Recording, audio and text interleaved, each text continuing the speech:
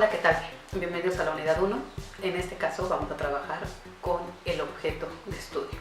Les había mencionado que el objeto de estudio tiene que ver con aquello que se estudia dentro de un área, dentro de una disciplina, dentro de una ciencia.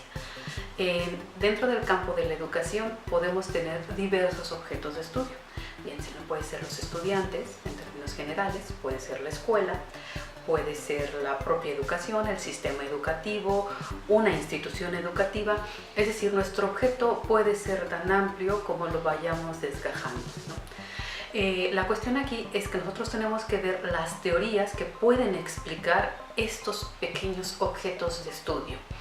Vamos a revisar a Durkheim, que es uno de los primeros autores de la sociología, el primer teórico social, podríamos decirlo, que explica que nosotros tenemos que tratar el objeto de estudio de las ciencias sociales como si fuera un objeto de estudio de las ciencias naturales.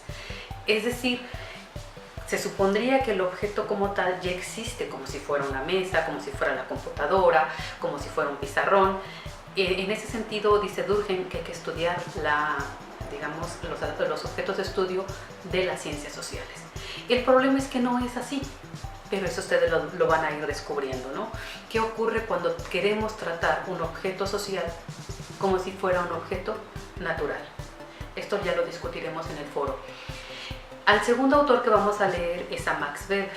Max Weber plantea que el objeto de estudio, para poderlo estudiar, primero tenemos que construir tipos ideales, es decir, presentarlo, describirlo cómo sería una forma perfecta, cómo debería funcionar si fuera perfecto este objeto de estudio, y después tomar nuestro pequeño objeto de estudio y ver qué tanto se desvía, qué tanto no se parece al objeto que construimos como objeto ideal.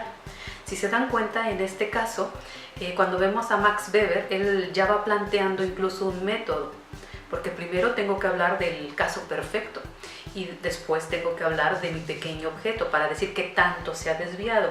Entonces parece más o menos sencillo la teoría que presenta, y se va viendo cómo se desprende el método para abordar el objeto.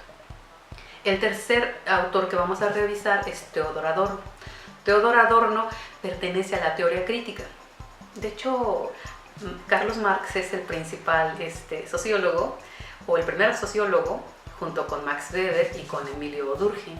Pero no revisamos a Carlos Marx porque es complejo. Nos estamos brincando y nos estamos yendo directo con la teoría crítica. La teoría crítica se desprende del marxismo. En este caso, Theodor Adorno pertenece a la teoría crítica. Él lo que plantea es que nosotros necesitamos ir de la realidad a la teoría.